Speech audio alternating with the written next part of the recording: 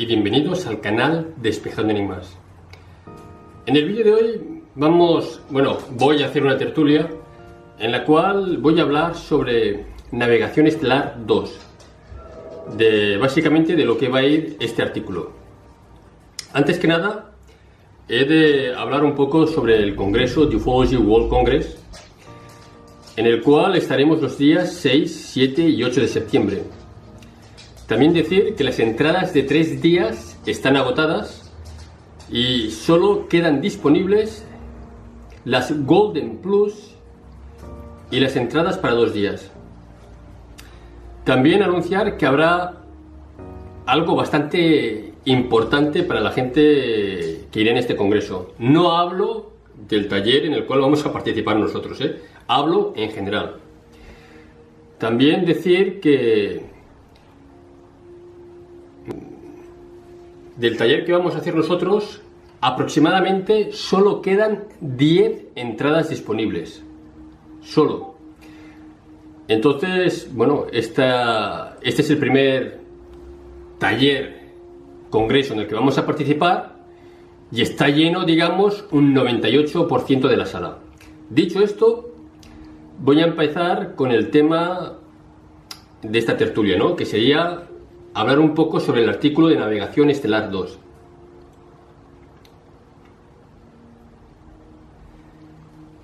Aquí en esta conversación estuvimos Svaru, Gosha y yo. Entonces yo aquí le pregunté a Svaru: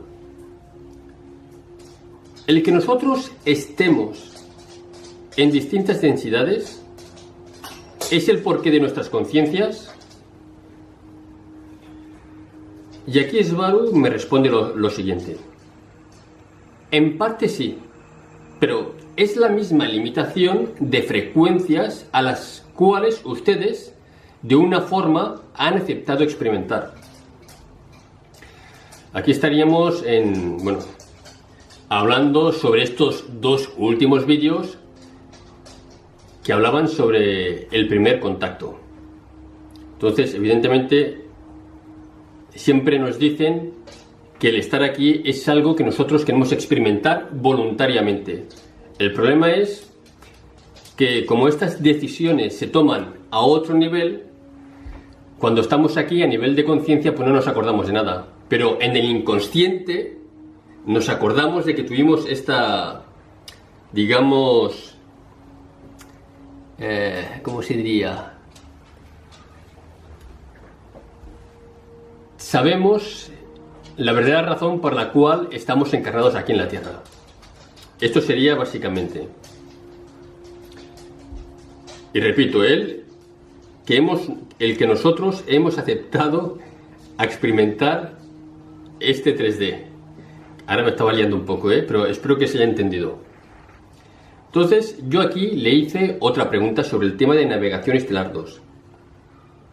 Y fue la siguiente: para la navegación estelar, ¿es muy importante el estar en una alta densidad para poder manifestar según qué trayectos?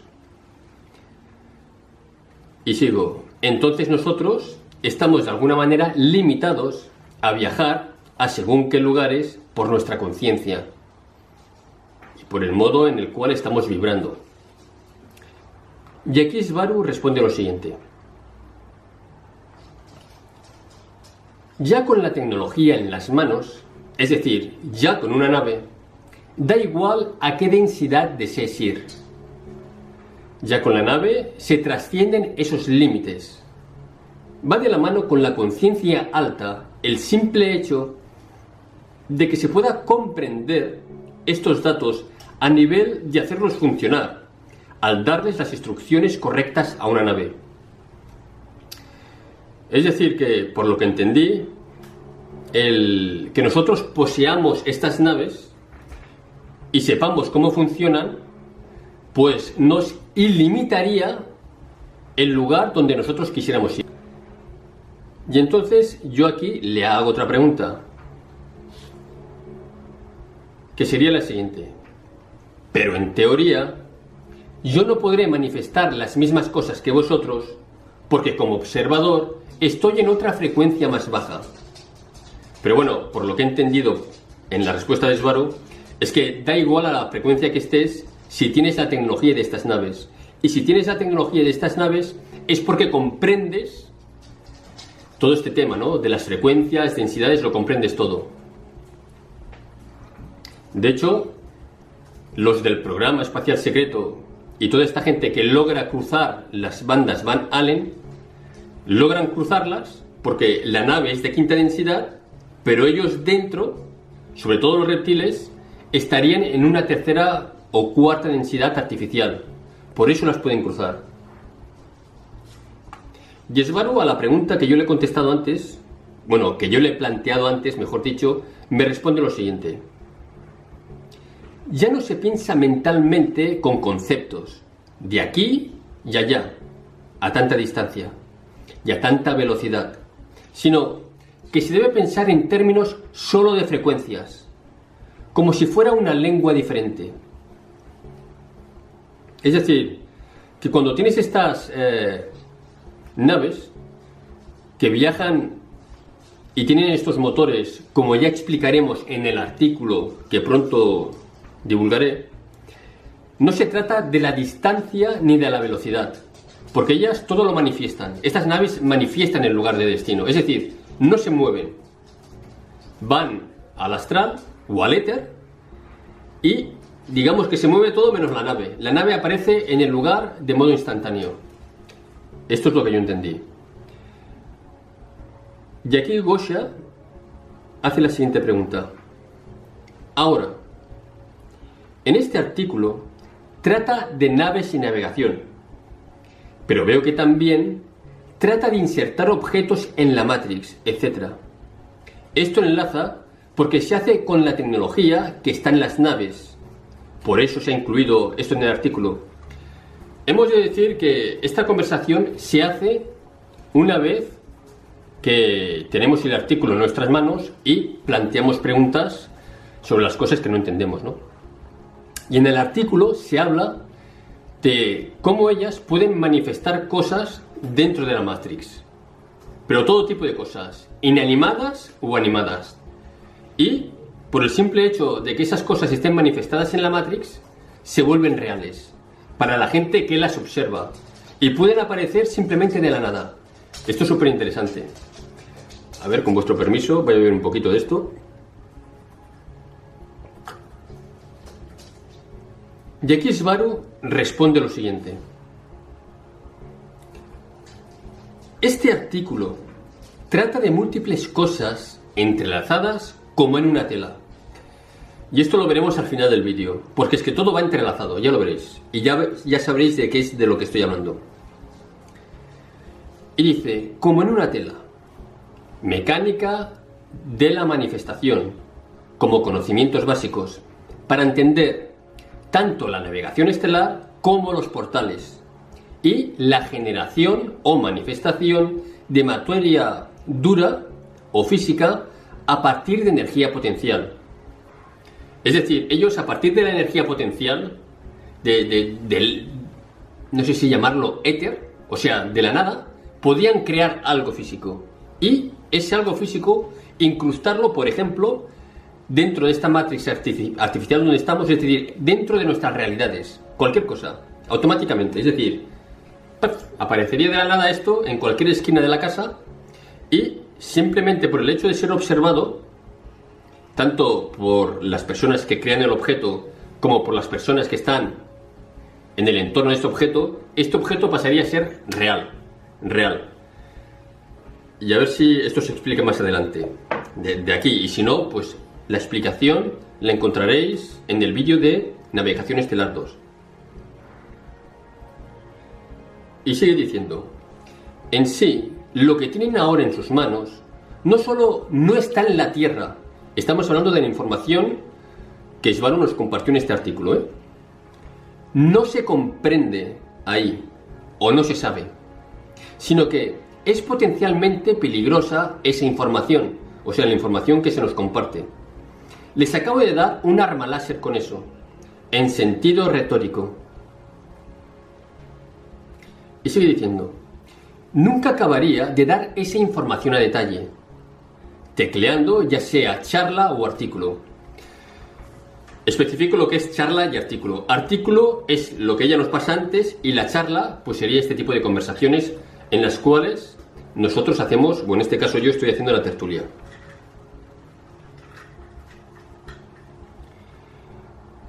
Y dice Svaro, y sigue diciendo, lo que yo pensaba que falta ahí es el aplicar lo dicho en el artículo ya directamente a la tecnología de naves espaciales y portales.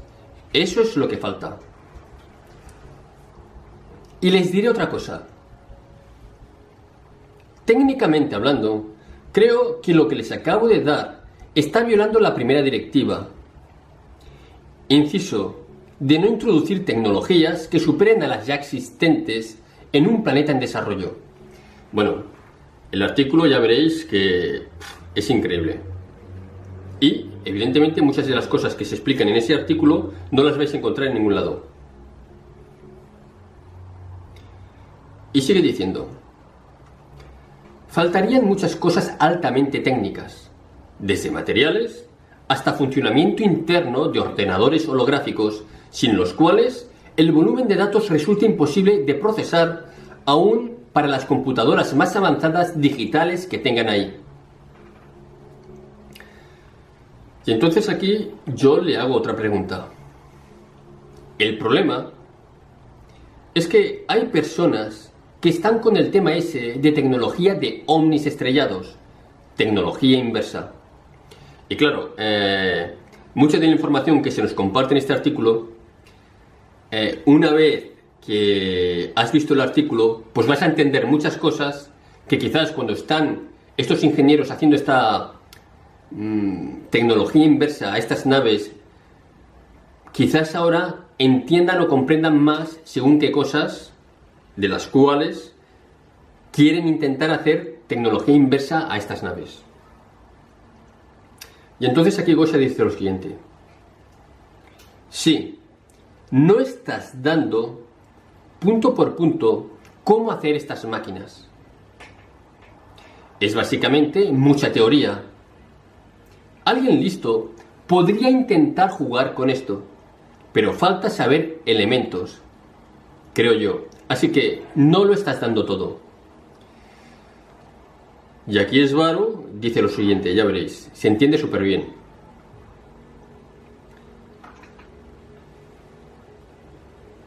Necesitan superar el uso del código binario para poder calcular estas cosas y el uso de matemática en base 12 y no en base 10. Esto es una cosa que ya hemos hablado muchas veces, ¿no? Que la matemática terrestre, solo se sustenta dentro de esta matrix. Fuera de esta matrix hay otro tipo de matemáticas. Por eso algunas personas dicen que el lenguaje común entre distintas civilizaciones sería la matemática, ¿no? Pero claro, ¿qué hay matemática? ¿La basada en 10 o la basada en 12? Evidentemente, pues tendrían que utilizar los dos la matemática basada en 12, ¿no? O, si no, directamente, si las dos civilizaciones quieren mantenerse en contacto, utilizar, pues evidentemente, la telepatía. Y dice, siguiendo, y no en base 10. Con todo y sus diferentes algoritmos también, resulta una limitante para implementar esa tecnología en la Tierra. Es decir, que si no cambias las matemáticas, toda esta tecnología no te sirve para nada. Y entonces yo aquí digo lo siguiente, y esa parte, o sea, necesitan esa parte de la conciencia de entender cosas de las que Svaro nos había compartido ese día. Y Svaro aquí dice otra cosa muy importante, y es lo siguiente. Una nota acerca de la ingeniería inversa de los ovnis chocados. Si bien pueden hacerle retroingeniería a muchas cosas, no podrán hacerlo con todas. La diferencia de comprensión técnica es gigantesca. Es comparable a que se le dé a los españoles de la época de Hernán Cortés un submarino nuclear moderno. Y dice, a ver, Hernán Cortés, te doy fondos totalmente ilimitados. Pero quiero que me copies este extraño aparato para que podamos hacer 3 más como ese. Ni en sueños lo podrán lograr. Tan solo la metalúrgica tardaría siglos en comprenderse. Luego está la electrónica. La retroingeniería de ovnis chocados trae resultados, pero ilimitados. Y dice, que se sepa eso. Se cree que los ovnis los copian enteramente. No es así. No se puede. Algunas cosas se pueden copiar, otras no. Otro problema es que en la Tierra no se tiene ni se conocen todos los elementos químicos que hay. Entonces, muchos materiales, compuestos y aleaciones resultan incomprensibles en su totalidad. Y yo aquí hago otra pregunta basada en el artículo. Y fue la siguiente. Solo podéis introducir de cero en una escena objetos inanimados, ¿verdad? Lo otro sería transportar objetos o seres de un punto a manifestarlos en otro punto. Porque, como dice el artículo, que solo insertarán objetos en una escena, pero no animados. O sí serán animados los objetos que se pueden insertar en esa escena. Como antes hemos dicho, que ellas podrían insertar cualquier objeto en la escena, cualquier objeto. Y a vista de los observadores de esa escena, ese objeto aparecería, vamos, instantáneamente. Entonces mi pregunta era si ellas también podían hacer eso, pero, por ejemplo, con seres vivos. Es decir, que de la nada, en una sala, pudiera aparecer, por ejemplo, un ser humano. Yesvaru dice lo siguiente. Para seres vivos, no usaríamos esto, solo para inanimados.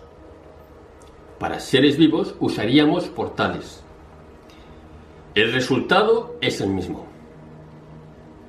Y con un portal también podemos insertar un objeto que estaba aquí en sus naves, bueno, allí en sus naves, para ponerlo aquí. Es decir, esto también lo podrían hacer ellas. El llevar un objeto de sus naves e insertarlo en cualquier lugar. Y también, evidentemente, una persona, un animal o lo que fuera. Esto es bastante interesante, ¿eh? Porque, por ejemplo, con esta tecnología, imaginaros que, bueno, ya sabéis que la Tierra está sufriendo un bloqueo. Y imaginaros estas naves del programa espacial secreto que fueran a interceptar naves de la Federación. Pues imaginaros, ¿no?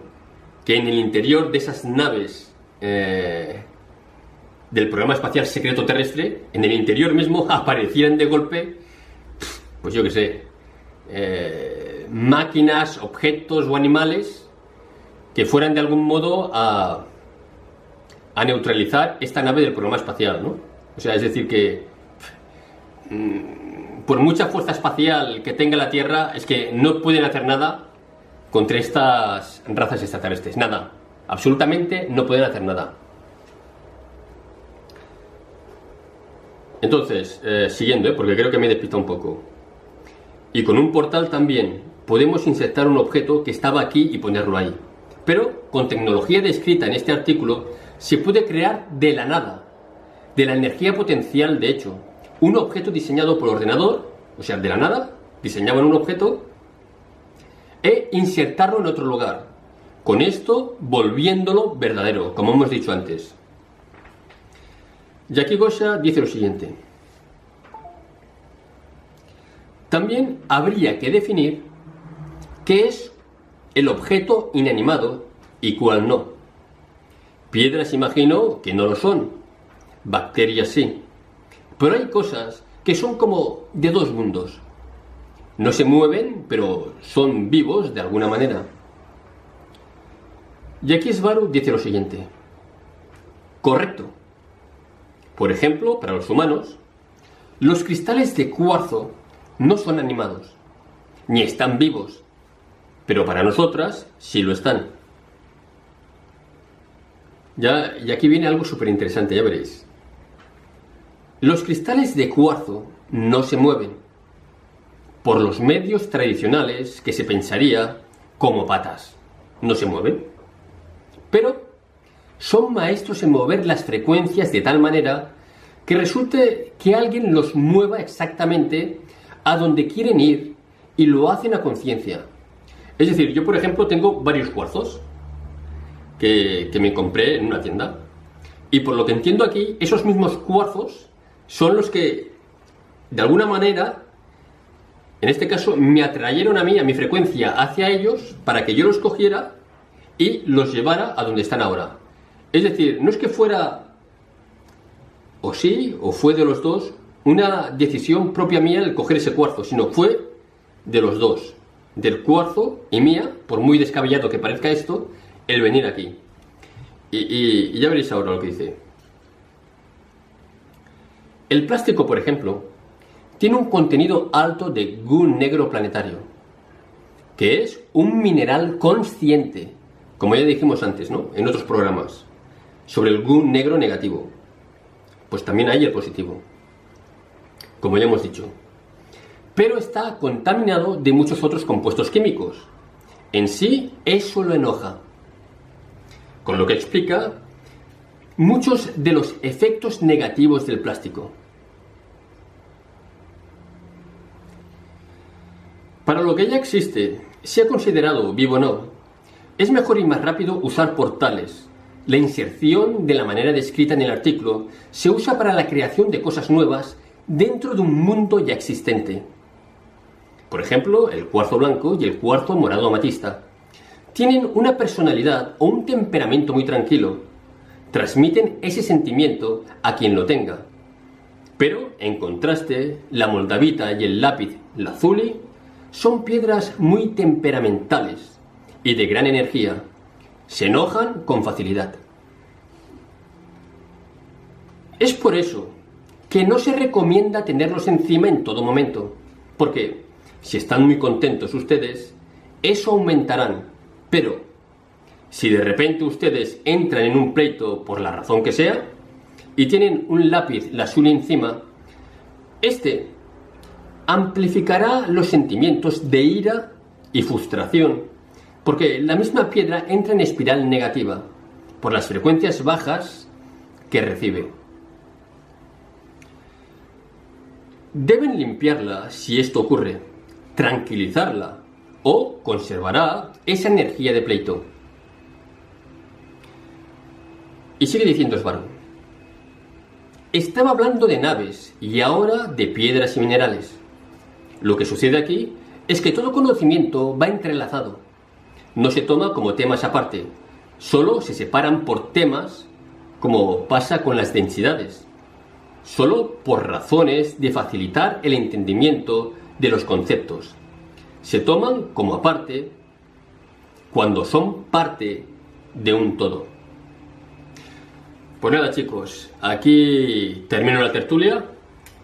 Espero que sea de vuestro agrado. Y espero pronto subir este artículo porque es súper interesante. De hecho, lo voy a dividir en varias partes porque es que dura bastante. Un fuerte abrazo y nos vemos en el próximo programa. Chao, chao, hasta pronto.